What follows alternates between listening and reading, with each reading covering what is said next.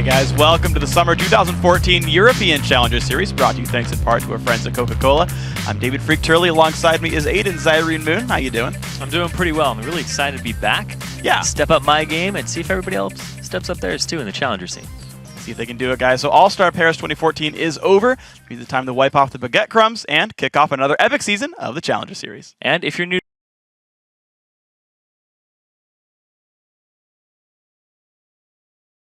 and take their spot. And yesterday, the top 20 squads fought in a one-game elimination round, and here are the 10 victors. Yeah, so we have 5 games on tap today. Up first is No Mercy against Chanteau Marctois. Our second game is Gamers 2 versus Heavy Bot Lane. Up third, Lublin Shore will battle against GG Colnash. And after that, Tricked takes on SK Gaming Prime. And in our final game of the day, it's Unicorns of Love versus Kappa Team. Twitch chat, you guys know what to do. These 10 teams are now in a best-of-1 elimination scenario. You lose today, and your visions of LCS glory go splat. But if you win, it's off to the round of 8, where you might go up against the 3 teams who fell just short in the Summer Promotion Tournament. Ninjas in Pajamas, Denial Esports, and Cloud9 Eclipse. All 3 teams are back in the Challenger Series and eagerly watching today to see which teams they'll be facing. And if you were wondering if there was some kind of magical website that keeps track of all this knowledge, you're in luck. The wizards at lolesports.com have conjured up everything you need. Yeah, there you'll find, under the Leagues and Tournaments tab, all the info you'll need to follow the Challenger Series and figure out that Magic isn't real. Why would you say that? Because it's not. I hate you a little bit. Well, just to underline what's at stake today, even though none of the top Spring EU Challenger teams were able to move into the LCS as a group, several players made enough of a splash during the Challenger season that they were signed onto pro teams. Yeah, that's right. Airwalks from Heavy Bot Lane and Coast Gold is now signed as the new jungler for the Copenhagen Wolves, where he also is joined by his new AD carry, Woolite, who is formerly of Denial Esports. And Woolite's former Denial teammate, Nick, is now joining Gambit Gaming as their mid laner, because Alex Itch is now on Ninjas in Pajamas. He stepped down. He's going to top lane for these guys.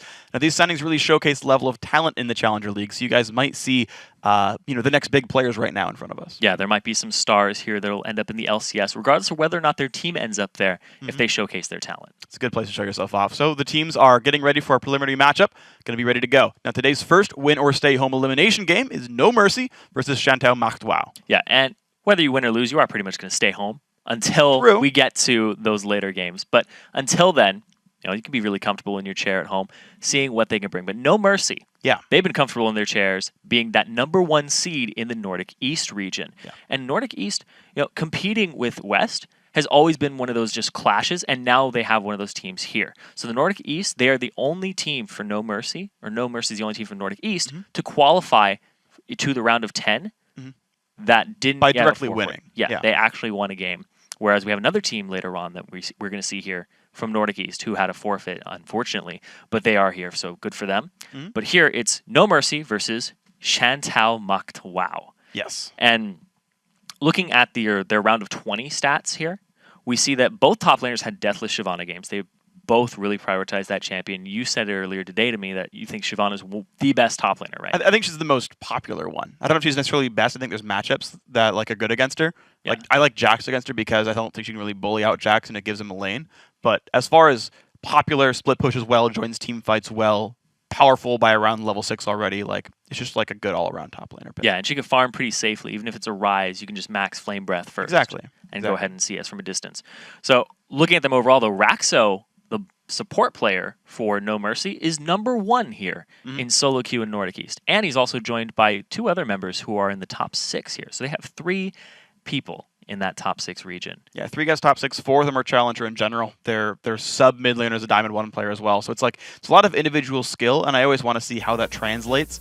For example, one of the teams we saw, and I guess we will see them in a couple of weeks, Cloud9 Eclipse was a team that was all about solo queue all-stars that was trying to get coordination together. We're going to see now how the teams shape up once they're playing together in this one. Yeah, and we talked a lot about No Mercy, but Chanteau Marctois, they have a very familiar top laner here, Van Es, and I talked about his Deathless Shyvana game. They also have Avenue in the mid lane, who played Orianna. He went 4-1-10 for 14 KDA, but also had 80% kill participation while putting up 250 CS at the 25-minute mark. So not only was he farming, he was part of the majority of the fights. Having 80% kill participation and that much CS is very difficult to do in a game of that duration. Yeah. This is the second fastest game. There was just by about 30 seconds there. 25-20 was their game time. So they closed games out very quickly. We're going to have to see how No Mercy sticks against that. Yeah, I mean, Shantou, they're the number 2 seed out of EU West versus the number 1 seed from Nordic East. So it's a really a high-tier clash right there. Also, you talked about Avenue. He's top 20 in the solo queue ladder as well, so it's going to be a tough one. So Lee Sin, Ziggs the ban away from SMW, Thresh being banned away from No Mercy. We'll see what else these guys think about. Yeah, and once again, this is 4.6. So Jax Kha'Zix is very powerful. Haven't had the isolation nerf under turrets or the range to it, and also the fact that the turret split pushing is still very effective, but we saw at All-Stars that there are some counters to that, and we might see that whipped out here. Yeah, also, Cassin was a permaban at All-Star as well. Got picked up and was Fnatic's probably best game of the tournament there. They almost took an SKT with it, so... Yeah, still the 0.8 ratio on his Q, his Null Sphere, so that he has that shield instead of 0.3. So, pretty big difference there. It allows him to lane against people like Ziggs very effectively, and he's very still ban-worthy right now. Absolutely. Well, we'll see. I mean, you've got 1 ban left, and if it's not, you might see him get picked up here. It just depends if the teams can play the champion or not. Lee Sin, Ziggs, Morgana also added to the ban pool there. Sazed did play that yesterday, so they moved that champion away from him. Does make a whole bunch of sense in this one. And now we'll see what the last ban is for Shantou. Yeah, and both supports have played Morgana, and both had great performances on it. I'm a little surprised that No Mercy banned their own Morgana away. They must have something else in mind. Thresh was banned out, though, so that might have been a tell. And we'll have to see. We're going to see a lot of support bans across the board here. Yeah, this kind of forces Raxo onto Leona. You look at his most played in solo queue, and Thresh ban, Morgana ban, Karma ban. The next two are Leona, Janna, and you don't really see a lot of Janna. Now maybe it comes through. We actually saw a team play it in Split too in EU, but we'll see. I think that does force it, and so it allows SMW to have an assumed pick, and they can play around it. And there's some fun things here that are still on the table. Annie's still out there, Leona's still out there, but Lulu and Blitzcrank are actually something that Sazed plays a lot of. Blitzcrank is his second most played behind Thresh, and his Thresh actually has a lot more games. I think it's about twice as many as his Blitzcrank. Yeah, he's pretty much every support player plays Thresh whenever available. Yeah, but Blitzcrank, he's I love the hooks. Yeah, it's Hook City for Sazed right now. I'd say he's hooked on them. Yeah, he's definitely hooked on those champions. And so we see Lucian being picked up first here. And this is 4.6, and we see kind of the dynamic shifting from Lucian being the first pick to Twitch being the first pick. Yeah. Almost all of the time. It was the big deal at All-Stars, and the interesting thing is I was talking to Crepo about it, actually, and he was Twitch is a very specific champion. You actually have to learn Twitch more than just I'm an AD carry player, I'll just play this guy instead. If you're bad at Twitch, you're a liability. You've actually got to play Twitch properly, get those picks, get the stealth ganks and whatnot. So if you don't learn the champion properly, it's not worth going for it. Yeah, it's a different dynamic, and he brings a new dimension to the game because not only is he an AD carry, he's also an assassin. Yeah. When you get to that point where you have 1 or 2 kills on you, or 1 or 2 kills over your lane opponent, you are a huge threat to them. Play the Ring King. I mean, even sort of the Divines show up on top of somebody and just pop them. Yep. So Twitch has that whole new dimension to him, aside from just being a backliner. He can be I'm right next to you. Well, we'll see if he shows up in this one, but speaking of assassins, Aurelia and Kha'Zix both got locked in for Shantou Mactwell, and you were telling me earlier, Aurelia Vanessa's favorite top laner there, so they've got power picks and comfort picks here in the top and jungle lanes. Yeah, so Kha'Zix is extremely powerful. That also takes away from Spellfang, who played that in the round of 20, so that's doubly effective there. And Vanessa, yes, like you said, Aurelia is his favorite champion. He's been playing that since Season 2. And Vanessa's been playing for about 4 years now, almost 5. He's basically been playing since release, since he was very young, I think 14. So he's been honing his skills, and now he's in the challenger scene, so he's definitely made his way up that ladder. Yeah, a lot of experience out there. We're going to see if he can keep his way in, move on to the round of 8. Over on the left-hand side, No Mercy picked up Pantheon jungle for this one, and Lulu, which could be mid or support. And this is, once again, before we added the little delay on Pantheon's ultimate, which I just learned today. It's actually a change that we implemented where when you ultimate, you cannot cast spells falling from it. Exactly. Which is a very healthy change. Because it's kind of I'm out of the circle. As an AD carry player, I'm happy about it. Yeah, you're very happy about it because it's I'm almost out of the circle and you get out of it, but it's he's coming down at you and he's already hit you with an Aegis of Zionia. And you're just okay, that's not fun. Yeah. But now he basically has to go all the way down. But we're not going to see that here. By 4.6. So the Lulu pickup here, it could be a mid lane Lulu.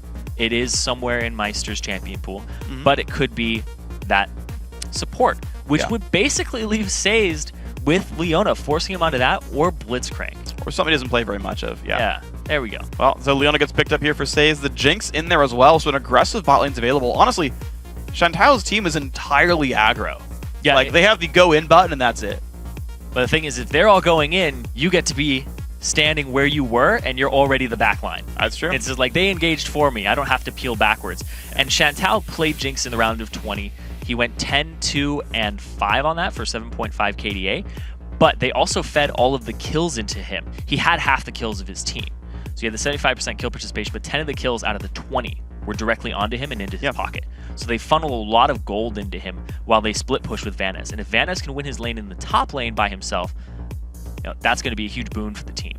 Yeah, it's going to be really interesting to see how that one-on-one goes there, Shyvana versus Aurelia. It is, as we talked about, right? Soraka's going through the mid. Lulu support is going to be there up against Leona. They're happy to play that matchup. They could have gone somewhere else with it, but with Leona being grabbed, Orianna does get locked in for Avenue, so second time for him as well. And he's just going to be there to supplement all the engage. Put the ball onto Aurelia, Leona, or Kha'Zix, and more people get knocked up. It's a very utility-heavy team here for No Mercy. Yeah. But at the same time, because SMW had the last pick, they were able to pick the Orianna, which is, we've talked about it before, one of the counters to Soraka. She can't really hold a candle to that in lane. She can do pretty decently. But these are both champions that they both played during the round of 20. And the performance that Meister had on Soraka was a 2, 3, and 8, basically just being utility for his team. And now we see the Orianna who does really well against that. Right. The same Orianna that Avenue had so much CS with and high kill participation. Yeah, I gotta say, it's one that I expect to go in the favor of Orianna, but it's something that all the players talk about when they're fighting against FLICKR in the mid lane at All-Star, was that he would crush you in winning matchups, and then in ones he's supposed to lose, he would find a way to squeak his way through it anyway. And it's like, if you outskill your opponent, you can go to a bad matchup and play it out. Now, again, we talked about it's probably not the likely situation here. Avenue's an amazingly good player, but it's something to watch for. Is like, even though we talk about these counter picks and the fact that a lane should go well, you can always outplay your opponent. Yeah, and I was actually talking with Complexity, formerly Just Complexity. Yeah, I was going to say Complexity Black, but then I was like, Complexity, former Complexity Black. And they were saying that probably in scrims, he'll actually pick some losing matchups to practice it.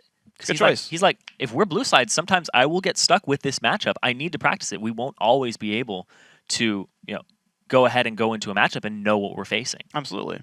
So sometimes you just have to do that. And FLICKR, he does that in competitive play too. He's like, I will play this matchup because you know what? I have to learn it. I have to learn it. Yeah, and it's something that's actually really interesting about teams that scrim and whatnot is I asked a lot of the LCS teams back when, a couple months ago when Cassidy was permabanned the first time around, and it was like, I'm surprised like none of you are like letting it go through to counterpick it because I feel like it's doable, and most teams are telling me that Cassidy just would win games by himself, and then the first few times we saw Cassidy picked in NA, people beat him. They would find a way to beat the comp anyway. So, yeah, people learning the matchups, learning how to play against the popular champions or play as them in their own bad matchups. Something that's very much worth doing. So, getting ourselves into the game now. No Mercy on blue. Chantal, Machtwao in the red, and they're both pretty hiding towards the top side of the jungle. It's like a mix of Japanese or Chinese and German. Yeah. Mandarin and German. Macht is make. Chantal, both a philosopher or poet. Buddhist poet? I think. Also the name of the AD carry. So he makes, and I don't know he what makes WoW. He makes WoW. Spelt W-A-U. Why not? Gonna make it happen here in this one. Someone's gonna tweet me and be like, "You guys are dumb." It's obviously this reference. Well, it's got to be something. It's got to be a reference to something. That, or they just jumbled up 3 names. Nobody does that. NASA's Explorers. That's fine. Just name different tiers. This is always the thing with casting Challenger for the first time is we're gonna get some of the names wrong, and I apologize if we butcher your names, guys. Tweet us, tell us the actual pronunciation. If you are the player or you know exactly how to say it, please. Shout out to Sinan Odwamna, who's like had multiple Twitter conversations with me now about how to say his name, and I'm apparently the best of the Western casters at getting it right. So they're all going to go in here. It's 4v5 though. Soraka is not there. Oh man, completely planned. Spellfang goes down 1 for 0. There's the Glitter Lance. Sakutka also dying 2 for 0. SMW knows that invade. They saw it before. They waited for it. Since these are the 90-second turrets, or 90-second trinkets, you cannot ward that early, so they decided to go with the invade. It was a little bit of a delayed invade, but they didn't even start the red. SMW played that perfectly, and that is 2 kills just falling into their hands with assists across the board on everybody. That's going to upset all of these lanes in their favor just immensely. Yeah, that's a research level 1 if I've ever seen one. Oh, that is knowing that invade's coming through. So, gonna get ourselves back into the lanes. It is gonna be 2-on-2 and 1-on-1, by the way. So, both teams want to put their dual lanes to the top side. The teleport coming in for both Vanas and Sakutka. Get themselves the start of their lanes. It looked like No Mercy was hoping that they put the 2 in the bottom lane just so that Jinx and Leona would be there. And then if you invaded, you would have the numbers advantage. But Meister was already mid, and it wouldn't have made a difference, actually, because how quickly Spellfang got destroyed. Oh, yeah. That was incredibly quick. That was remarkable. Immediate. So we're gonna I've never seen somebody blow up that quickly in a level 1. Yeah, me either. That was ludicrously great. So, 2-kill lead early on, of course. Being that it is the 2014 season, it's not. It's 280 gold for the first one, 180 for the second. So it's not a gigantic gold swing, but it doesn't matter. 900 gold lead right now for SMW. I do want to see how this matchup goes, though. Vanna's hitting level 3 first, getting some damage down. Look at that. Half HP on this poor Shyvana, and going to be forced to chuck potions. You can see 16-7 already. This is a great lead for the red team. And the fact that they picked up all those kills, that early experience spread across them, gives them a lane advantage in every lane. At this point, no mercy. They have to look for Spellfang to get to that level 6 and start causing ganks in these lanes, because them winning them by themselves is virtually impossible at this point. It's going to be real difficult. Like up top, though, that might be something that tilts in their favor, because Lucian has doubled the CS. He's got her underneath the turret. Yeah. But it's Leona. Leona can always swap and engage on, but Lulu'd have to peel back. So there's a lot of just what could possibly happen in this top lane, and this is going to be one of the hinges. And we're going to see, there's the engage right there, and the trap. Shielded, takes the trap to the face as well. Down to half HP, but gets damage back down to Shantal. But look at this, Leona still chasing down. 150 health left onto Lulu. And to consider, continue your point about, yeah, the leads, the XP is a very real one, though most of these lanes didn't get to recall yet. So the money is just sitting there in their pockets unused. They'd have to take advantage of this early laning phase. And a lot of people don't back until about level 6, especially in the top lane, unless you get poked out really hard or there's jungle pressure. AD carries typically choose to back when they have a BF sword. Yeah. BF sword and like a couple of potions to make sure they don't get pushed out right after. But that is going to be generally first for Shantal and Co., but the fact that there's a 7 CS lead means the gold's actually, I think, actually in the favor of No Mercy's bottom lane right here, which would give them the first recall. Spellfang, though, coming up. Walking through a ward. The engage comes in right at the wrong time, though, and Says, nice flash over the traps right there. Says not a good spot there. Does still have the summoners up if he needs them. Gets exhausted as well. Good damage comes through. When's he going to leave? There he goes. Heal is still available on Jinx. Going to get away. Spellfang decides not to continue chasing. They had no vision on Kha'Zix, because in the mid lane, Meister's forced to blow his own heal. Wow, so summoner spells burned on both sides there. The ball hits again an Avenue. 33-38 in minions, but forces the first recall. So this is, once again, 4.6, so the Grievous Wounds is still removed. This is the patch where you can't stack heals on top of each other. Correct. So well, you can, they're just half as effective. Yes. But now we see Vanez is actually going to lose a little bit of pressure in this lane unless he applies it again with that little bit of mana he has. Because he has the potion taking. Well, we'll see. The sustain's going to be petering out. Both guys do have teleport back available, and they're on the correct side of the map for Dragon anyway, so burning that TP doesn't exactly hurt them. And you can see Sekutka has been putting points into his Flame Breath so he can farm safely. Yeah, you can't get into an auto-attack trade. No, Aurelia will just beat you flat right. And the fact that he has that experience lead, he's always going to hit that next level just a little bit sooner.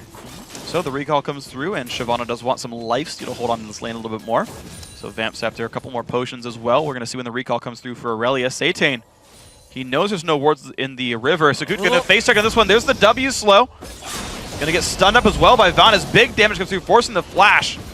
Could let him get away, but he's at half health now. Raxo very low as well. This bottom lane, they were down in CS, but it looks like SMW, they're finding ways to get damage in. Yeah, the duo lane is definitely applying pressure now in the reverse order. Jinx is now coming to that point where she has the range. She's able to trade with Lucian from afar. And it looked like Sazed, the synergy that they have in that bottom lane, Shantal, aptly named after the team. Yeah. He's definitely got his matchups down. He knows play safe. It's okay, I'll give up some CS, but I'll get it back later. Yeah, he's playing a really, really good match overall. Vanez pushed under the turret, holds on to a 19 CS lead, and he's going to recall back, pick up maybe a Phage or so. We'll see what he can afford in this one. Sheen, all right, more burst damage than that one. I guess it's actually, I think that's actually the more normal first item by an Aurelia. I don't know my Aurelia builds that well. Well, he was having mana problems too. You can see how much he was harassing. Yeah. So he wants to go ahead and add a little bit more. He picks up some potions for himself so he can continue to harass against the resourceless other top laner. Sure. I guess he's the bottom laner now. The solo lane. The solo lane. That's not in mid. Sekutka. Yep. So Shyvana. I mean, granted all the funny names to us, they actually sound pretty cool when you get them down. Yeah, it's true. Like Sekutka. You're like, oh, that sounds so I awesome. figured I had that one in the first place. Yeah. I didn't feel so bad about that one. Watch it turn out to be like, no, it's something else. Yeah, it's like completely backwards. It's actually spelled like in reverse, and we're just like completely stupid. We'll see how it goes. So I just tried to figure out what it was backwards. it's nothing, right? There's this one player whose name backwards is something. Katarina? Katarina, yeah. Near attack. Yeah, near attack. Exactly. I Yep. was like, oh, it could have been one of those. It wasn't. You got to check him. Zenev, the Aurelia player. Meister's pretty straightforward. That one I got. Avenue also not too hard in this one. So back to the dual lane though we go. We'll talk about the builds here. These guys both got to recall pretty safely. CS pretty equal, but both on BF swords, as well as the supports holding pretty equal builds as well. Tier 1 GP10 into half a Sightstone. So these guys, honestly, they've held equal. The gold lead, though, I got to point out, is actually growing in Shantao's favor. Started with a 900 gold lead, now 1,500. So the laning phase excelling for the red team. That's mostly due to that gank down bottom and the fact that Vanis is already having a little bit of an advantage there. Yeah. And now Satane, he's going to invade here, look for a red buff on himself. But he's already got his own. And Pantheon, Spellfang has his. So level 6s will be coming out here for both junglers. And now Satane, he's in a great position to go ahead and flank. But he's not going to go for it. Looks like he's going to go back. Interesting. So, I mean, Shyvana does have her ulti available, but this is the kind of situation where you he knows can she doesn't have force it. flash.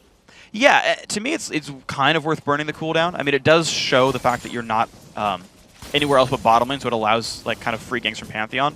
And yeah, it looks like he kind of like prefer to stay off the map for now. Yeah, so they were getting pink ward control for SMW on that top lane side. They have one by the red buff. They had one in that tri-bush, and then they went ahead and No Mercy said, we're going to go clear this out. If they try to get us, then Spellfang can go ahead and leap in. But now Spellfang coming straight up the lane.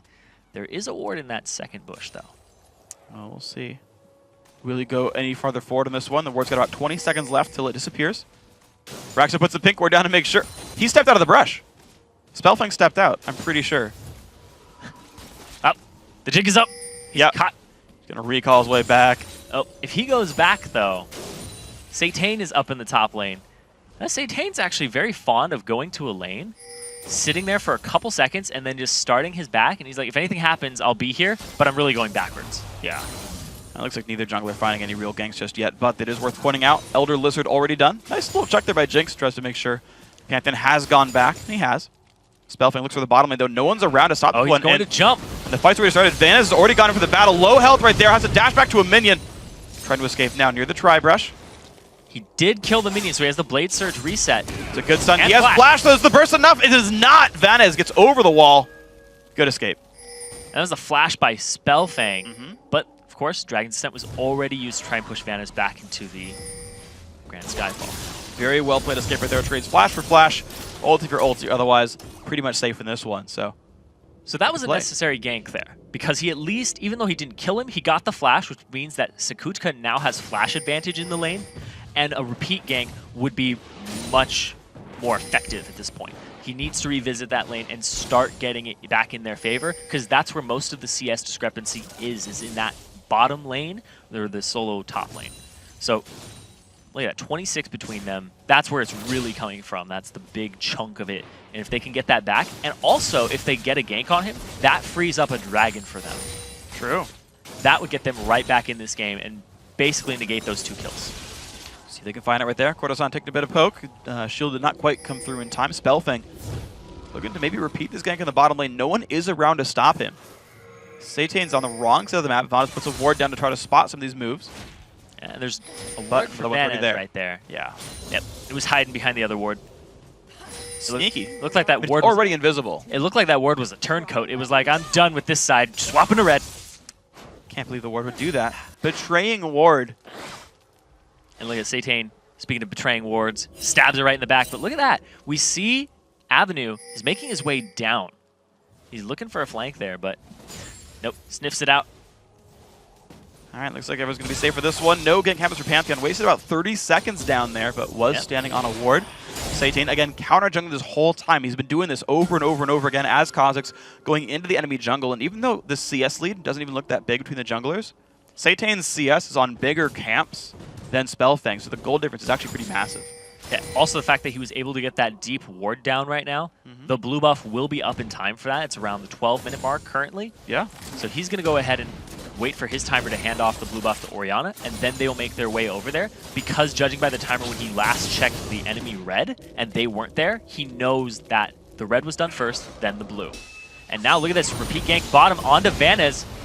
Gonna try again. Vanez once again on the wrong side for this Pantheon. Siobhan ulti doesn't do much for this one. Vanez goes back in for the battle, deals a bit of damage. He goes into the minion though.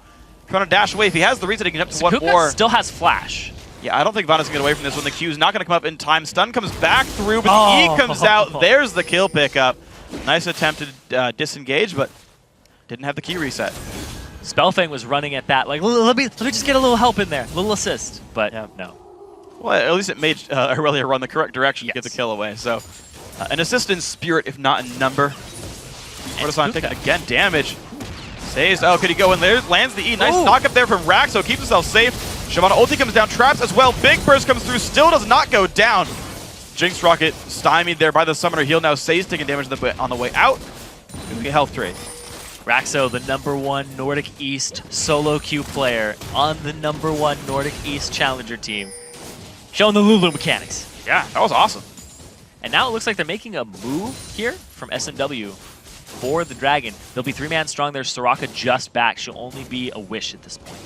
All right, well, maybe it's going to be enough for this one. Cortisone, he's got to stop the recall in time. Stays forced to run away, but here we go. Spellfang looking to try to help his team stop the Dragon. It's a 2 versus 2. Looks like they're just going to back off away from this one. They know they didn't have really any backup. Going to be Dragon going over to SMW. 1 kill has gone back to No Mercy since the start of this game. But the gold lead, now 2,400, is growing for the EUS team. And so the level 1 was really, really effective for SMW with the 2 kills and no exchange.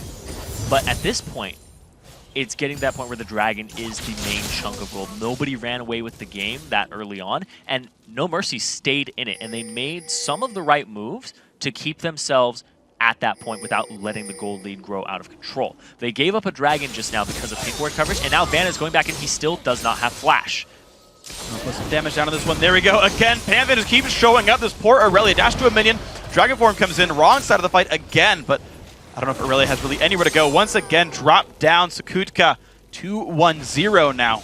This lane's been salvaged by Spellfang. And both these players would know how great Shyvana is. They play her a lot, and the fact that she has a Pantheon constantly ganking for her, there's no Dragon they can take, but now they can take a turret. That's pretty big. They're going to lose their blue buff for it, though. Good timing there by Satan. Knows about this. I mean, there's a chance this gets stolen if there's no good smite. Oh, he got it! Oh, he's silenced! Doesn't matter, but he still burst it down. That's hilarious. Oh! Satan had to wait on the jump cooldown. Finally gets away. That's just greedy. He could have smited. Well played there. Well played indeed. By Meister. Seriously, that's going to bring it back between a 1.5k gold difference from the 2k with the kill and the fact that they aren't letting buffs, which are worth a big chunk of gold, especially with the conservation, which Spellfang hasn't picked up yet. So Satan's been making some bank off that. Wow. Well, Panther's going to have it when he backs finally, but yeah, he's a little bit poorer than you would expect on this one. See Raxo look for some poke, puts the Q down on his Says. Once again, these AD carries are kind of trading farm. Honestly, like, as eventful lane has been, nothing's ultimately happened here, and these guys have been just trading gold back and forth, which to me gives an edge to Jinx, who's picked more for her late game and her team fighting than Lucian, who's there for the laning phase. So this is something that I gotta say is a slight advantage to SMW as well.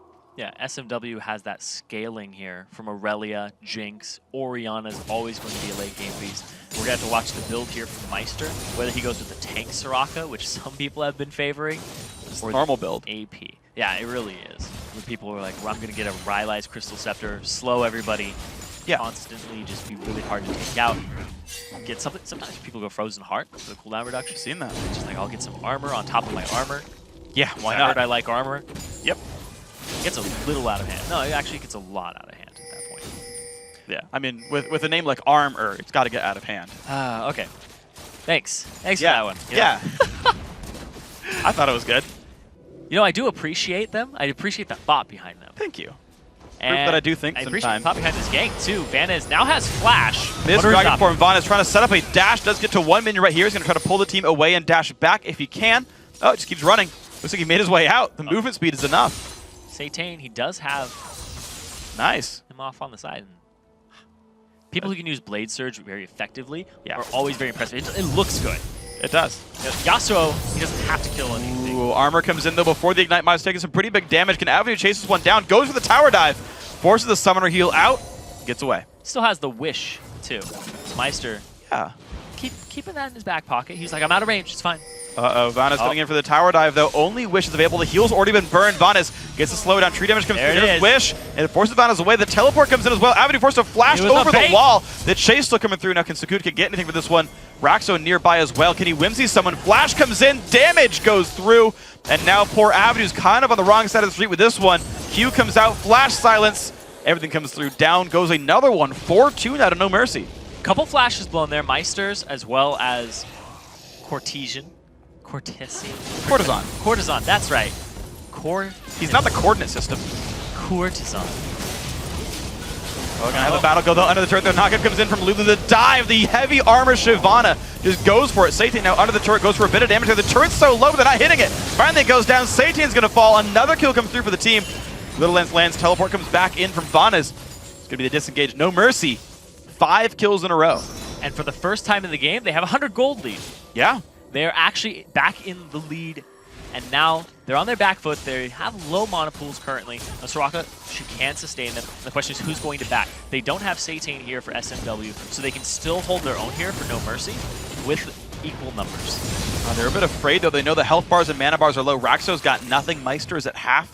And you're going to see this siege look likely will work there for Shantou Makwao. Going to go back in there, a bit of a dash in. Pantheon ulti's up in a few seconds. Sakutka in the front line, flash, can he land the stun? Saze gets caught up with this one. Big damage comes through, another kill, 6-2 for No Mercy.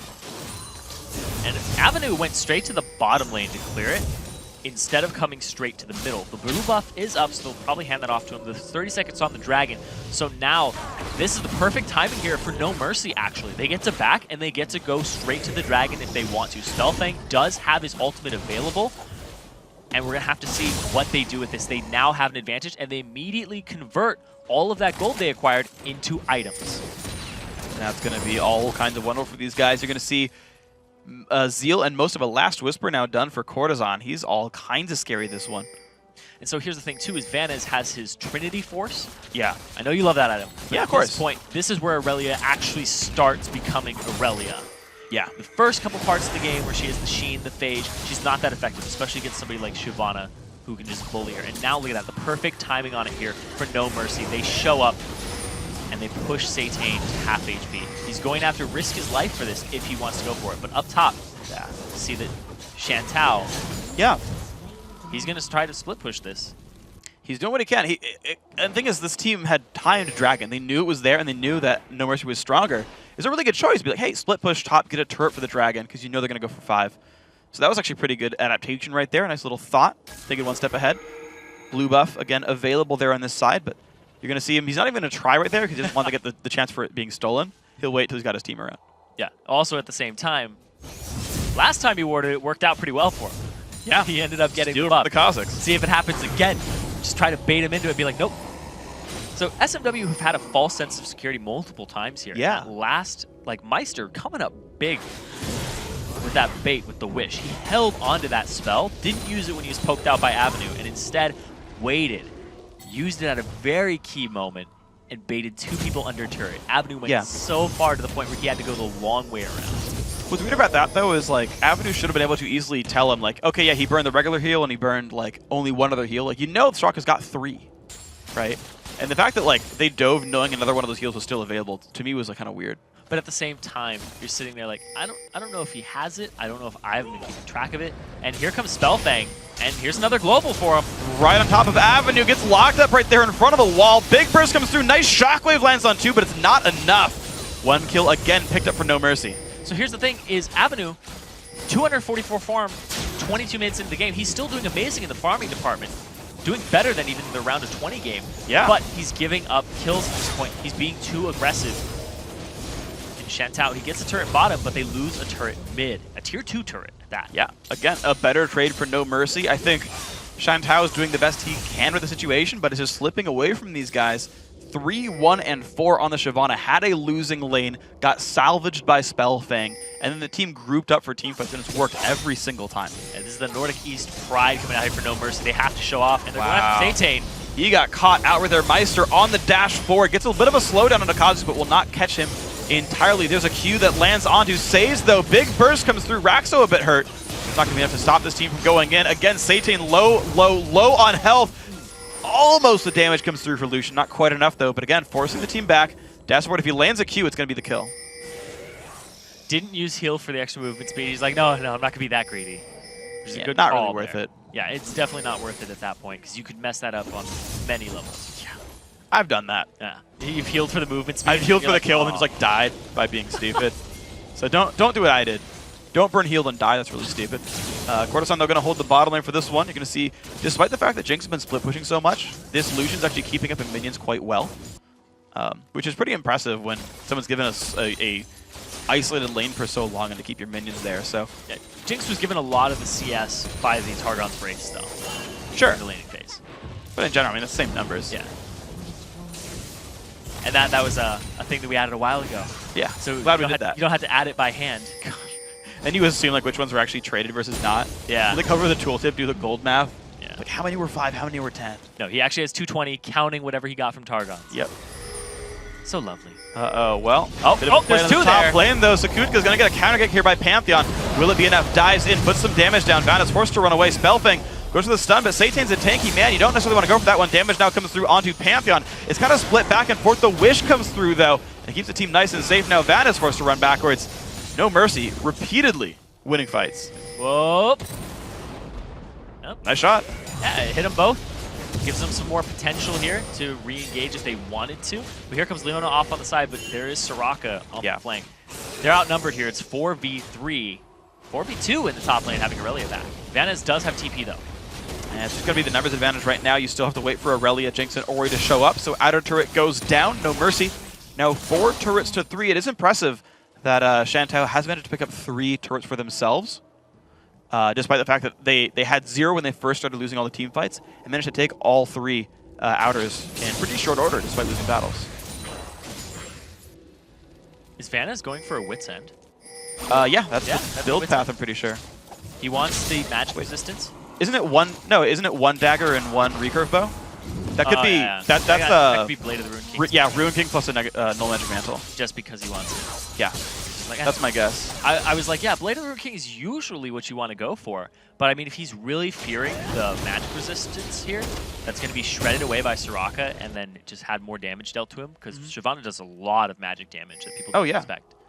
Soraka and Lulu going to do consistent damage over the course of time. And especially if, as Aurelia, you're trying to split push, which to me is what SMW needs right now. You've got to itemize against your split push opponents. Yeah.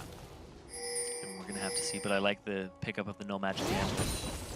He's thinking about maybe putting him into Merc Treads, but he already got the passive. He's already got enough tenacity for himself. Yeah, there's nothing to really tenacity here. Nothing that's great. Like, the silence is whatever. Pantheon stun is only like the one real hard CC you have to care about that much, so I don't think it's enough to warrant Merc Treads. So SMW here, clearing out the Baron Pit. It's up in 30 seconds. Satane forced away, though. Damage comes through. You don't want to be half HP when the dragon comes up. He's going to go ahead and get himself a camp, and they ping it. They're like, he's going to try to regen off the camp. We know where he is. So here's the thing is, Avenue is the saving grace of this alongside Shantou for SMW. Because he has 286 farm at the 26-minute mark, he's doing really well for himself in the gold department. He's one of the reasons they're sticking in this game, despite being down in kills and objectives. Well, we're going to see the Dragon getting started right now, though. Both teams are ready, 5-on-5. Spellfang, Sakutka staying up as the front line. This is going to be where the game gets burst wide open, and there we go. Go for the engage. Stun goes in the back line. Raxo not able to engage. Satan in the back line as well. Raxo, big damage goes onto him. The heals come through. Pantheon falls down first. Vana is forced over the wall. He gets away from this one. And the re-engage now. Satan looking for more. The wish comes through, but Kha'Zix will fall. 1-for-1. No mercy. The heals keep coming through, keeping them safe. Saze drops as well. 2-for-1 in the battle. Sakuka's still chasing down. Can he reach Shantou? He's going to try for it. Flash Q gets an Avenue. Now in the wrong spot as well. Not going to flash wall or anything. Just going to take damage down. 4 kills to 1 for No Mercy. Thought you were going to make it down the wrong avenue joke there. I already made one earlier. Really? Yeah. Oh. I said on the wrong side of the road. Oh, okay. See, those are the ones that are beautiful because they don't always click in your head and you're just just like, oh, was that one? Was that not one? They just close this week. But yeah, they're going to get themselves a dragon here, and 4 kills off of it. Just exchanging Spellfang for it, who jumped into the back line and was destroyed by Shantou and Avenue, but at the same time, they used so much on him here. Look at that, the shockwave, the pivotal thing they needed in this fight that fed Orianna. Blowing that shockwave is something you need in this big clump here to do that damage, to get them lower, to peel them off. And now we just see the tank line is going crazy. The fact that they have all this extra armor and HP from Meister supporting them is more than enough. And Sakutka, the top laner who went 3-0-6 on Shyvana in their round of 20 game, is now showing up big this game, 5-1-6 with a better KDA than he had, even that, which is still impressive. Yeah, absolutely great play with these guys, and it's actually worth pointing out with the Orianna thing, the Shockwave got flashed anyway. Yes. The Shockwave actually didn't do anything in the 1v1, or the 2v1, I suppose. Also, we got it wrong, it's Zephyr. It is Zephyr. Wow, okay. Thing is, it builds from a pickaxe, not a longsword, if I remember correctly. So it's not like, he's just like building parts of things. It's really weird, but Satan stays taking some damage right on this one. Raxo force back, gets the heal. Re-engage, gonna come through, nice stun again, lands on a Lulu, gets the giant knockup, 2-man shockwave. Shantou not in a good spot. Pantheon really putting the pain down, tanks the rocket. 2-for-1 battle so far. Avenue forced to run away as well. The front line chasing him down. It's gonna be a pretty easy battle for No Mercy. 3-1 in this fight. Every single battle going this way. And Shantou was in the wrong position there. Coming around, it was a good flank, except it was Pantheon already channeling that Spellfang immediately on top of him. Now they blew this game wide open from giving up those 2 kills at the start of the game. SMW's only gotten 2 since then, and now there's a 6k gold lead for No Mercy, and they're going to get an inhibitor turret and an inhibitor off of this. Wow, so there goes the inhib. Great stuff by these guys. No Mercy's going to make their way back out. 15 seconds on the Orianna respawn, so it's going to be pretty much a 4v5. These teams are going to recall back their health back up in this one. But yeah, 6,000 gold lead. Hex Drinker, by the way, the item now. Vanish is adding a bunch of random things together to try to keep himself alive. Well, when you're 0-3 and 2 is Aurelia, who requires a lot of gold and a decent laning phase to be effective, now he's in the team fight part of the game, that mid-game, that mid-game. And he hasn't ramped up. He's been shut down by a 6-1-6. Look at all those Randuin's Omens to even counter Vanez with the attack speed. Would you say he's irrelevant? I would absolutely say he's irrelevant. Good. If I were you. If you were me. So but he's you're just not. being Aurelia and he's irrelevant. Okay. Well, Spellfang gonna keep the mid lane push going in with the inhibitor down. It should create a bunch of map pressure for these guys. The Lucian, actually, Courtesan doesn't really keep pushing the bottom lane there. He ulted one wave. He grabs the red buff. He can make his way back up to the top of the map. So he could be getting a farm safely, but he'd prefer to join the team fairly soon. He's still grabbing Wraiths, so he'll take some time with this one. But at some point, he'll join the team. Yeah, Giant's belt there for Vanez. He wants to be a little more durable. He's just getting himself into these fights with cost-effective items and not going for something like a Blade of the Ruined King because it's so far removed from what he started to build in the first place. Yeah. You kind of have to commit to what you picked up to deal with them. You know, just the tiny threats in lane. That added up to just an immense amount of you being shut down. Yeah, it's going to take quite a bit for these guys to catch back up now. No Mercy played the beginning of the game with a 2,000 gold deficit and caught back up, but now Shantou down 5,000 gold as a team. They've been losing battle after battle right here. I think it's kind of funny because the red team lineup was full of hard engage and diving and like, oh yeah, we're just going to support you with the Orianna and whatnot. But it's actually No Mercy that have been able to dive in the battles and use the Orianna and Lulu, or sorry, the Soraka and Lulu, to keep those tanks alive and diving. Yeah, and it's the scaling team too. We talked about how well Jinx, Orianna, Aurelia do in the late game, but the fact that No Mercy kept in it and now they blew themselves up with this team fight composition, that's really what did it for them. The Shyvana with the the Soraka, who's super tanky and also just throws down so much damage at the same time. And Courtesan, he did really, really well for himself in the top lane. We saw he was winning first, then he started losing it, but then, oh my lord, he just came out big. And now, we're going to get another turret. They go ahead and the super minions are doing work in the mid lane. They're just picking them apart at this point, getting even more in terms of advantage. In SMW, they have to farm up if they want to do anything in this game. A team fight is most likely not going to go their way unless they get a 5-man shockwave. Yeah, great shockwave, maybe a turret, maybe a Baron hitting the enemy team, something to tip that fight in their favor. Certainly they have not found that just yet in this game. Or the Winions in the bottom lane. Yeah, big wave actually did push the bottom. I mean, Courtesan didn't finish pushing the wave out, so it stacked up. The gold didn't go anywhere. No Mercy actually going to sit there to bait Baron, not start it. It's the right play, because if you start the Baron, you risk it being stolen, which risks the comeback, whereas why not just go for the cutthroat here? And there it goes. Woo. Jinx ulti flies by, doesn't see that they've actually been doing Baron. Vana's though going to get slowed up a little bit. Satan also on the wrong side of the map, forced to leap away. Starcall has now been outranged. It did force the team away and pop a Jinx ulti out of this one. Looks like No Mercy going to be back to trying to control the map now. But mid inhibitor will be respawning before too long. Satan is off on the side. Dragon is up in 30 seconds here. And there's the jump. This is a hard engage. All right, Panther going for the engage. Not quite going to find it. Flash stuns on a Shantou, though. Takes the Solar Flare, takes a two-man Shockwave as well. Big damage. Wish forced right now. Many ults now down on both sides. What's going to happen with this battle? Sakutka still in the backline, pulling a bunch of attention. Vanna is off on the side, though. Puts some damage through. Looks like it's going to be disengaged on both sides. Satan, he'll get away. Now the Dragon is coming up in 5 seconds here. And No Mercy is directly in position for it. Yep, they're the team with the extra gold lead. Get this one right on the spawn. 33.5 minutes in, they're already there for it. Panther not even range this fight. He knows he's not really going to risk this one. Recalls back. These guys know they've got control. SMW, though, they're pinging out. Interesting. Oh, wow, they had so little ward control. They thought Baron might have been the play. They didn't even think about Dragon. They're like, wait, we didn't see them. Is it Baron?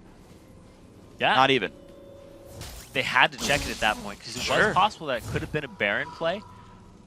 And you always want to be on top of that, especially when you're behind. You don't want to have to face check anything in that area. So they established ward control for themselves to prevent just that. But the item differential here between the two teams is just immense. That top lane that was being camped so hard by Spellfang in the early game to shut down the Aurelia and keep him shut down worked effectively. 0, 3, and 2 on Vanna's Aurelia, one of his favorite champions. And his item build has just been knocked off the path of effectiveness at this point. The Blade of the Ruined King completed for Sakutka, so his damage is really high up there. He has both resistances stacked alongside a lot of HP. So he's ready to go. He's ready to start carrying this game. And really, at this point, the two people who could save this game are pretty much Avenue and Shantou for SMW if they wanted to, or if they were able to come back. But there's so much armor stacked and so much attack speed slow that Shantou, if he attacks anybody, being an immobile AD carry, he's going to get slowed on top of the Randuins. It's very hard and difficult for a Jinx to operate in this type of situation. Absolutely agree. And to think about it, Spellfang's adding a Locket of Iron Solari to his team. You've already got Wish. You've already got Lulu giving someone shield and a big boost of health. Everything else, the engages are going to come through. Shantou in exactly the wrong spot. Great Shockwave, but he gets blown up anyway. 1-for-0. No Mercy still trying to live up to their name and push this game through. 35 minutes in, mid inhibitor attempt number 2 coming through. That's going to be falling as well. 5v4, these guys are controlling the game. The challengers from the Nordic East showing that they are up to the task. They're going after Avenue and the throat. Now Avenue forced back with this one. Spellfang low. They're going to take turret shots. He will go down 1-for-1 now overall. Looks like this push might not work anymore. Sakutka now stunned in turret range as well.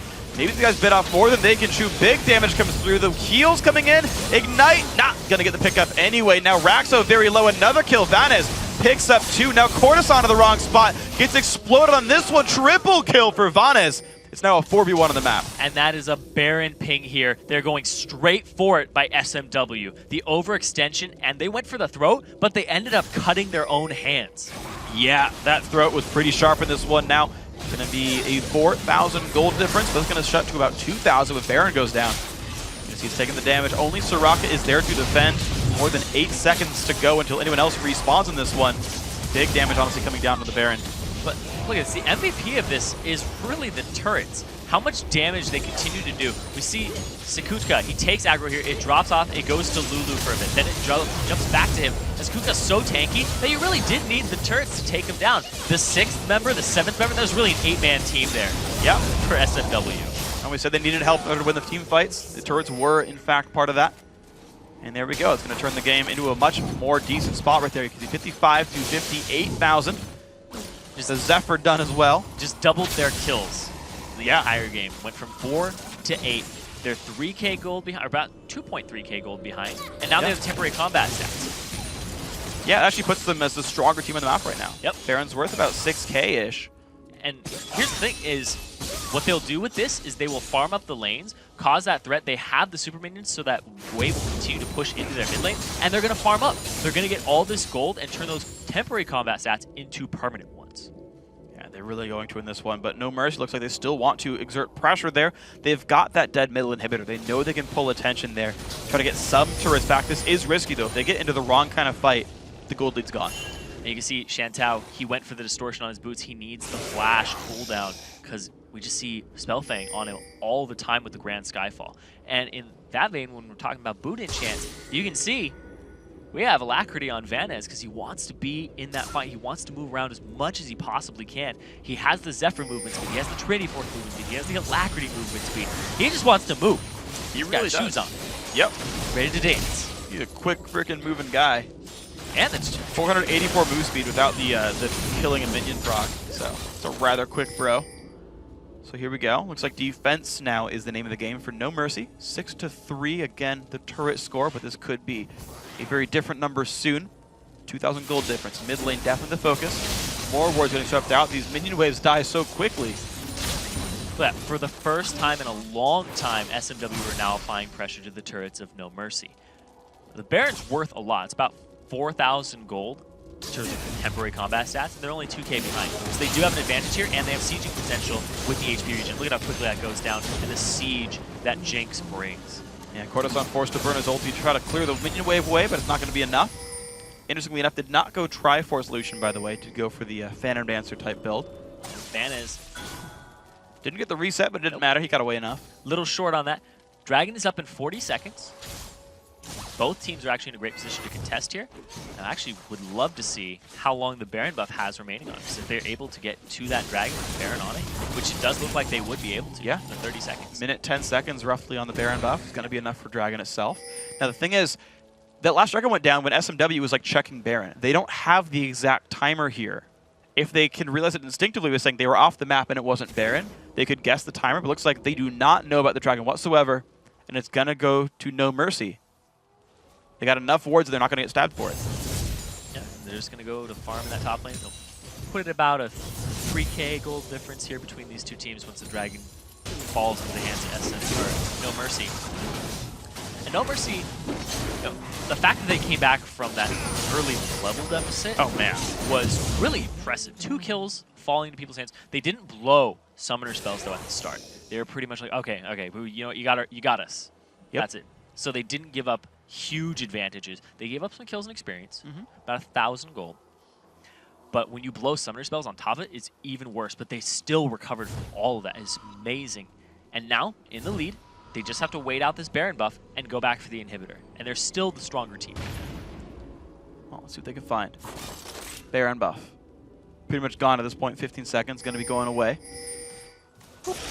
Now it's back to strategic play. It's like, okay, guys, you guys threw an advantage away. Of course, No Mercy did come back from a 2,000 gold deficit, but we talked about the fact that Shantou Max, they've got this crazy late game. They've got the Jinx, who's catching up in items. Infinity Edge is not going to be that far away anymore. Has some armor to maybe live through the Pantheon and everything. We'll see. But you're getting a more and more powerful Orianna and a Rally that got a giant power spike now with Randuin's done. This will be a very different team now. Yeah, and there's a lot of AoE damage from these mid laners. You see the Orianna is getting there. He has the Death Cap, he has the Void Staff, he's going to shred through the resistances, he's going to be fine. There's the engage. They're going for Shantou again, but the TP at the same spot makes him avoid it. Well, it's going to be many ultis burned there. Spellfang does stay alive there. Sakutka going to the backline by himself, looking for Shantou, forced back on this one.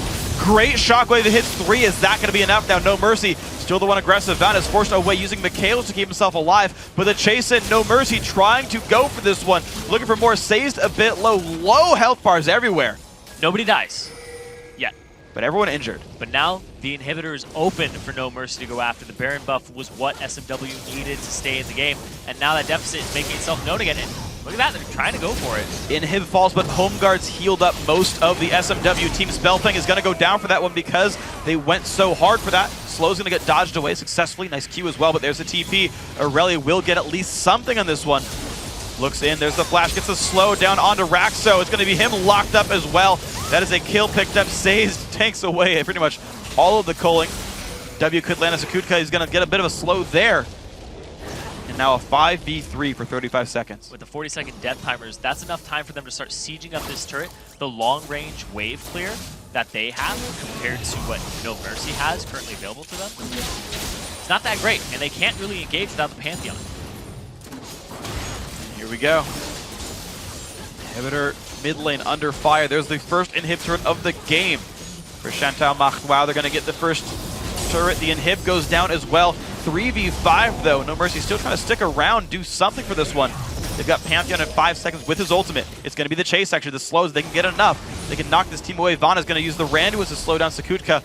Team running away with the command dissonance as well. Looks like that will be a successful disengage. Yeah, the fact that there's 30 seconds on Baron right now, they have to back now to set up for it. There's a bottom wave that needs clearing by No Mercy in order to contest it. So he's going to clear that as fast as he possibly can because he knows where he needs to be. He needs to be present in that Baron fight. He's going to clear this out and start running over there, possibly pick up the red buff on his way if he has the time. Do they just not know the exact timer? Because going for golems right there I think is not the right choice. You've got to get yourself the red buff and get to your team in case the other guys rush it down. Looks like though they're going to be safe.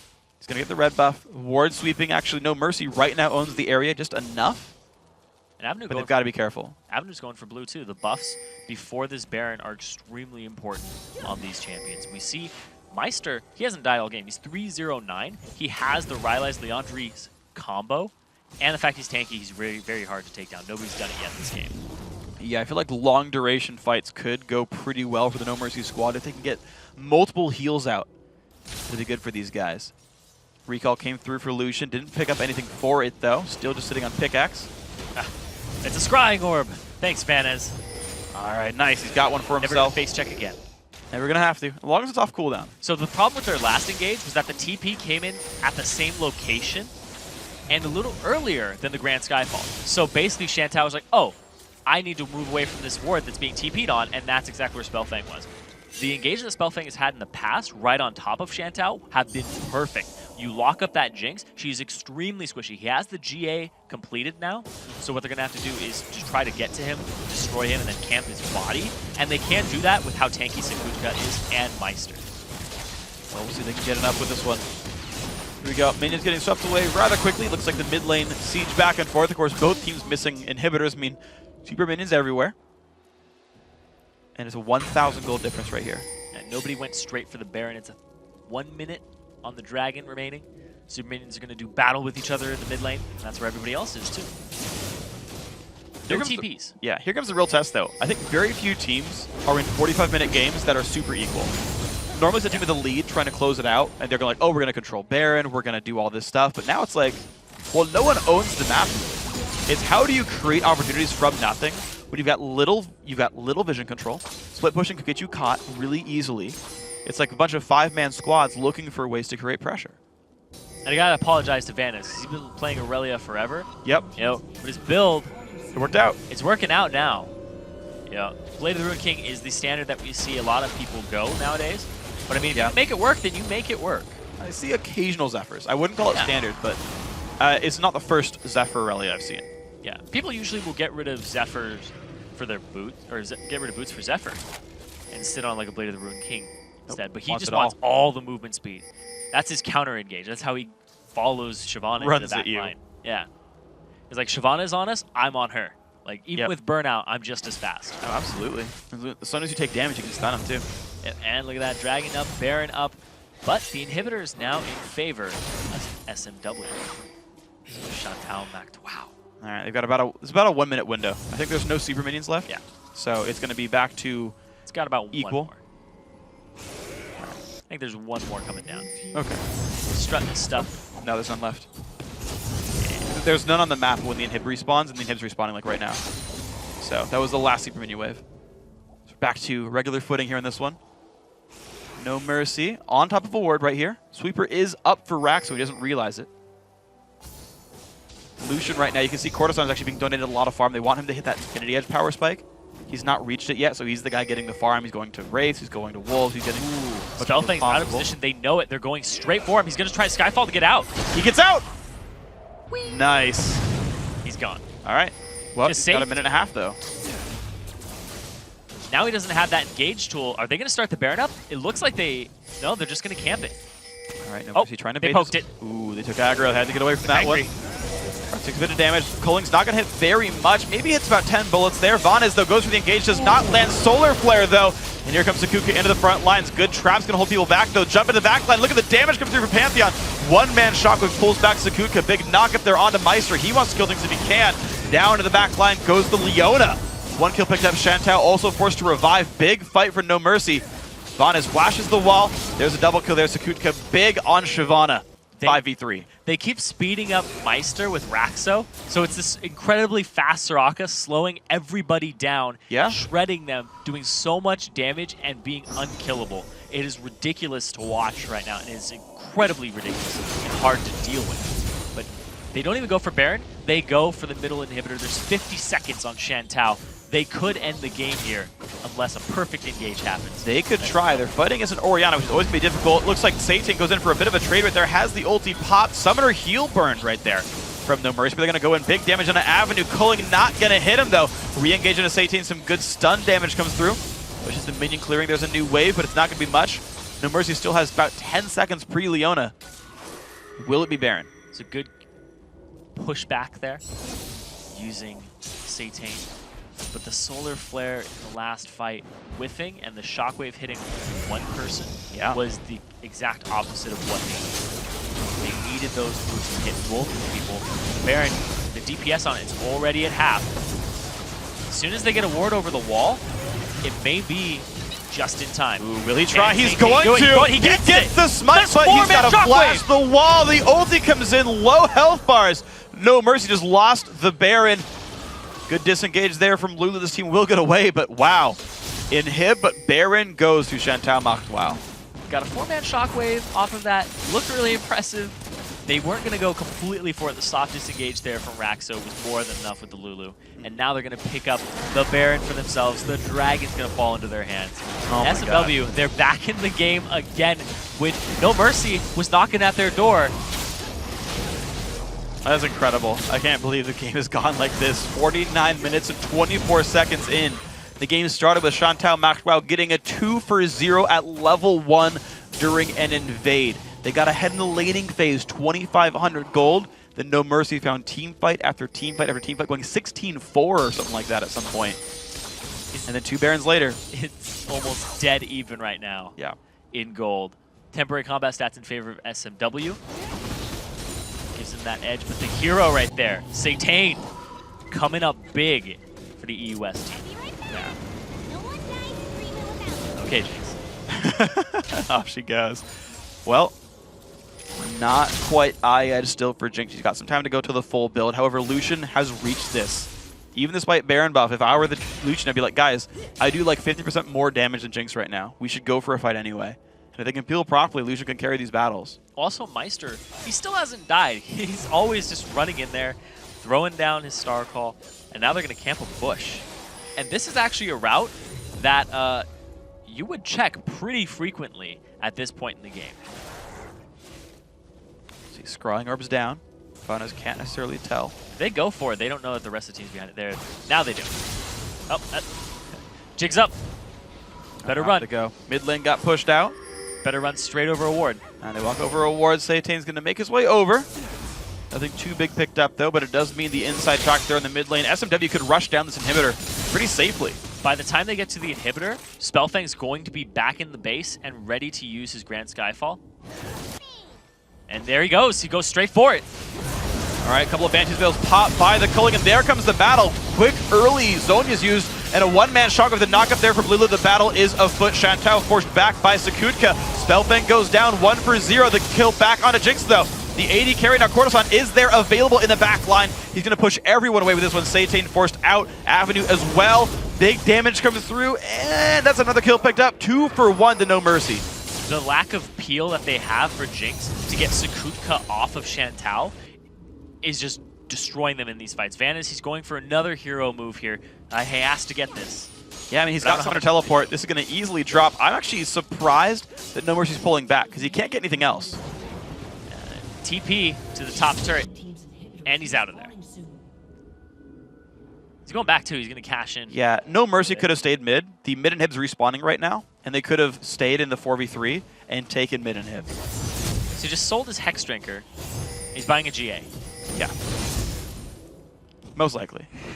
No, Thornmail. Wow. You know what? I'm done. I'm done. I'm done with. Yep. You know, I'm done with everything. Yeah. Once we already had Banshees, I was like, okay, well, you know, there's a chance he just wants more armor. Yeah. There's no heavy mage damage. Like, there is magic damage. You've got Sunfire, Thornmail, Shyvana being Shyvana. You've got... Soraka does some, but once you get, like, a modicum of MR, it's just more about Lucian at that point. AD carries still are the biggest late-game damage source. Yeah. And so Thornmail, like, I think exists on almost every tank build. She's going to go ahead and try to counter the Lucian out. Yeah. Xon has been having a really good game, 6-1 and 5. But Sakutka at the same time, 9-2 and 8. He's becoming a big for his team. He's only not been involved in 2 kills as the top laner. Yeah. Whereas Soraka, who has complete global presence with the Wish, has only not been involved in 3. Yep. Sakutka, a lot of the fights have been on him in the early game. Yeah. He's securing the kills. Exactly. And in the late game, he's like, all right, I'm going to go straight in there, use my burnout, get onto Shantal. He's got the dive buddy of Spellfang always backing him up. Spellfang's been the one who's dying every time, though. He's like, I'm going to get the engage, I'm going to risk my life and sacrifice myself for it, but they come up big in the fight. I remember when they were going 4 for 1, it was Spellfang who was ending up dying. And look at this, here he goes once again. One more engage, they're going to look for it. Big knock up there onto 3 from Lulu. The battle is afoot. Giant shockwave though, Satan off on the side, but Courtesan forces him away rather easily. Spellfang takes big damage. He's going to be falling down. He does, in fact, and now Van is back in the mix. Forced away, though. Big damage comes through from Meister. Looks like that's going to be a 1-for-1 so far, but low health bar. Sakutka takes a bunch of pain. Forced to walk away. Such little health on Chantal Mactwao, but not enough. Raxo can't chase him out. It's so hard to deal with the Shyvana, but look at that. The super minions are knocking on those Nexus turrets. But there's the kill. They actually re-engaged. A little weird right there. Courtesan picks up the kill on that one. So 2 for 1 overall, but a lot of pressure on the base. I wonder if Zhonya's was still up at the time by about a second or 2. Either way, at that point, if you're caught by native carry, you're not going to get away from the Zhonya's. Yeah. Just for fun, though. You got to do it. Yeah, Satan immediately out of that fight. But the shockwave came up bigger. That's exactly what they needed, and that's what allows them to come up even in this. Because Courtesan, his attention is off on Satan for so long, and they don't even pick him up. He goes into the base. They left Lulu to deal with him, so she's not even involved in this fight. And the kite backwards. We're going to see what ends up happening here. They go really far forward. Courtesan is off in the side push. He goes to check it with the ball. And he got silence as well. Immediately can't do anything about it. Yeah, Meister's silence. So there was actually no chance to Zhonya's anyway. But yeah, all they were trying to do was stop recalls. They thought people were going back to defend the minion waves that Kha'Zix had pushed. See Shantou still with that GA on himself. Yeah. We're still in the past in this one too. Yeah. It's a great... All right, we're good with this one. So, Meister, keeping himself in a good spot with this one. Going to kill off. Yeah, recall off the ward. He's going to be okay. Now we can see there. Okay. We're going to back and focus up on this one. So, the mid lane push did get stopped. Mid and him going to be respawning soon. Baron's up in a minute. Dragon's up in 40 seconds. It's risky to even go for Dragon right now because Baron's up in a short enough amount of time. You'd be out positioned for Baron. Yes. And the gold's almost not worth it anyway. You can do it. I'm just saying it's risky. Yeah, it's very risky. Now the Dragon's up. They're staggered about 20 seconds. So like you said, go for Dragon. Might be a little late to Baron. And look at that. The Alacrity boots were sold by Vanez. Just buys Distortion now for the teleport cooldown because he wants to try and split push and draw Sakutka's attention. See if he can. Once again, Meister has not died. 1 death for Courtesan. The people who keep dying on No Mercy are the same people. It's just constant deaths from Spellfang and really Raxo. Those are the only 2 who end up going down. And despite the kill difference, SMW, Chantal Mactwao are still up there in gold, which is extremely impressive. Their objective game, they're still behind in turrets. They have these side lane turrets to take. But just the pressure that they apply and the fact that they go even in some fights and then like maybe -1 kill in the others, they're still getting Baron steals. They're getting some dragons for themselves. This next couple of minutes, these objectives, that's going to be a deciding game. Well, here we go. Can the Any Pride bring it out? Can the Nordic East do it? It's an interesting little pop-up right there. We're still okay in this game, of course. Yeah. No Mercy going to look for what they can on this one. Aurelia is around in the mix, looking to tank up the front line. We are, of course, live. Don't worry, guys. It's okay. We are in the game. But the Siege is the attempt right now for No Mercy. Moving forward, open inhibitor is there. Any fight could pretty much conclude the game. Engage from Pantheon.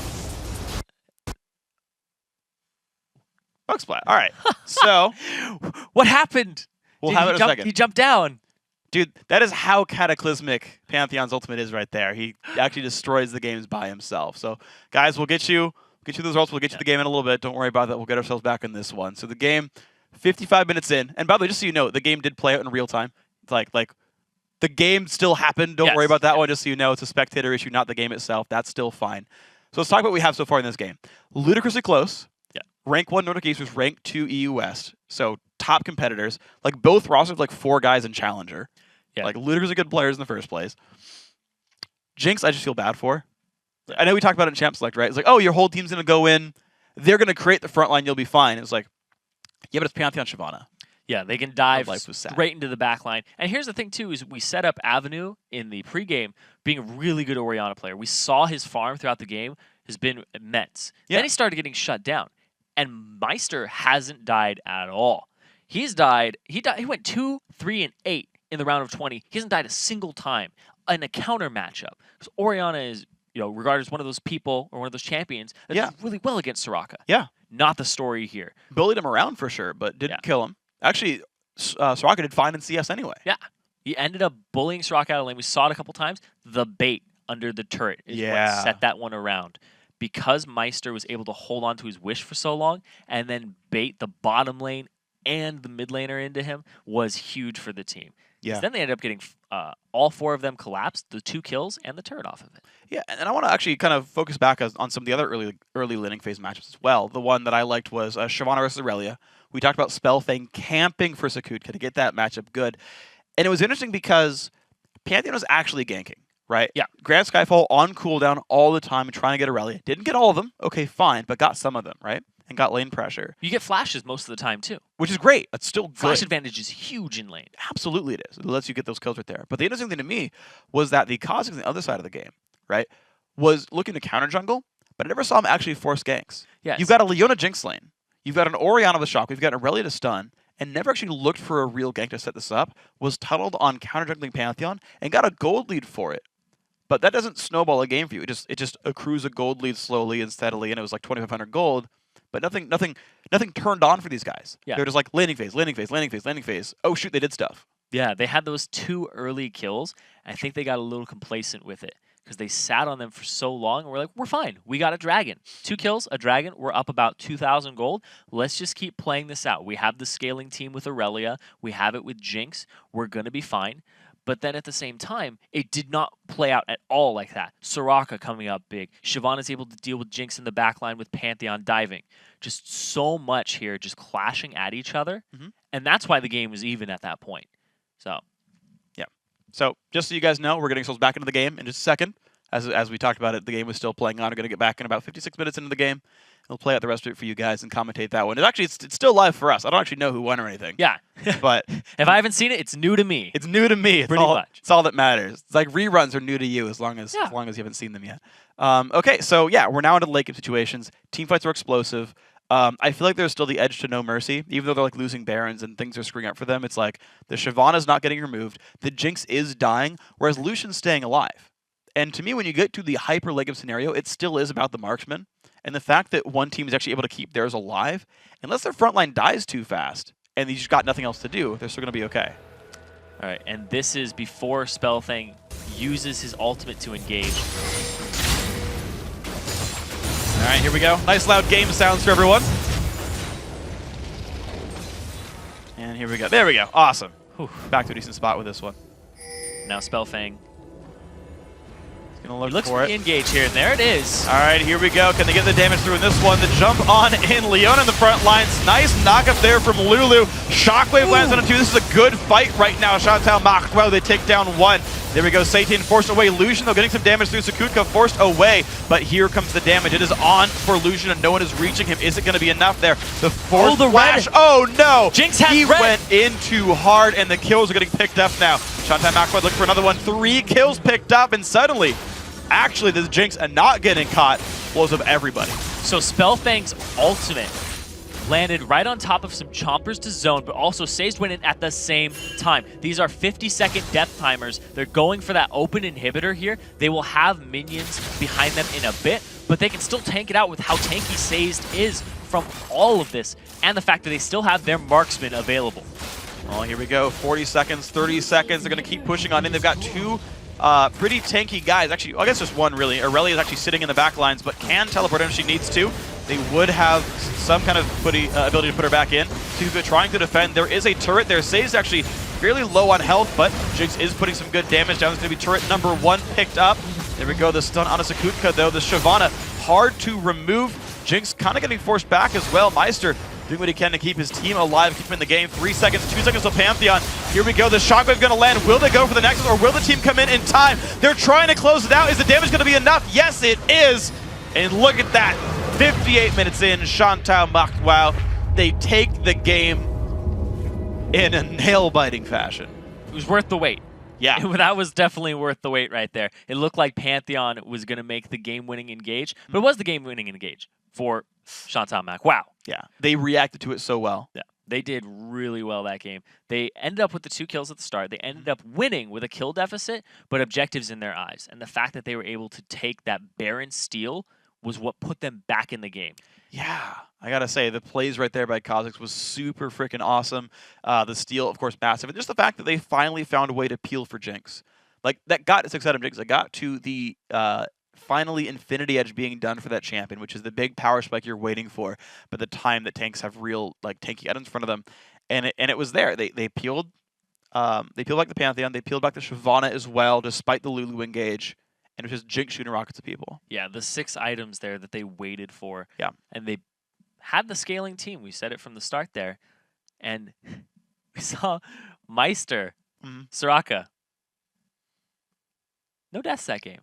Still no deaths. Hey, I don't think he died at the end he there. Didn't die in the last. He was No, he definitely sitting did. there under the Nexus, just like, my Hitting score, my Sarkov. KDA. Yeah, but it's not like Soraka stops AD carries from shooting. Nope. You can't give turrets armor. You can silence it. That'd be a little bit brutal. Yeah. Luckily, you can't give armor to turret. That would be crazy. Thank you, Riot, for not making that work for Soraka. And yeah, silencing Jinx doesn't really do much. So I got to say, it got to late game Jinx. She got peeled for finally in a team fight. The dive didn't work anymore. And, that was a well-played team fight, finally. Yeah. And the engage was really, you had to have it on top of Jinx. The fact that Sazed came in at the right time to use his Zenith Blade to lock up spell, he's able to just keep him in place, and he's like, all right, you guys can't get to us. And then the fact that Shyvana was kept out from Flame Chompers the entire time was just the exact engage they needed. The Shockwave was pretty decent that fight as well. Yeah. So Avenue came up, he was showing that his Shockwaves are about 50-50. He hit decent ones. Ones. None of those like crazy 5-mans. Like, you have to get the Baron. You have to get set up. It was. Yeah, you have to get set up for the 5-man shockwaves. You can't just like get those because you're a good player. They have to be there for you. To get the ones that were available. Yeah. I mean, I think No Mercy did a good job of kind of spreading out for them in general. I do want to point out though the overzealousness of No Mercy. Yeah. They won that first big team fight. Took middle inhibitor. They stayed for Nexus turrets. Shyvana dived past the Nexus to try to get more kills, and they lost like 3-4 kills for it. Yeah, that was another turning point for them. Yeah. No Mercy. They went for the Baron, got stolen. They went for the Nexus. They went for the Throat. Thought it was going to be game. Nope. Yeah. The attempt was completely foiled by turrets. It really was the turrets that took them down. Yeah. It was like fighting 8 people. And that's how you play from behind. Like, when you play from behind, you have to defend defensible situations, right? Like, you can't do the open team fight because you're behind unless your opponents misplay. You either fight around turrets and you use that to bolster your forces, or you fight around, like, a big one is you fight around a pink ward, because it's like a winning team will look to control your jungle, right, to close the game out on you. Take your top jungle, get the Baron, whatever. And if you're like, okay, well, here's a spot you're going to try to check, and you're going to try to ward.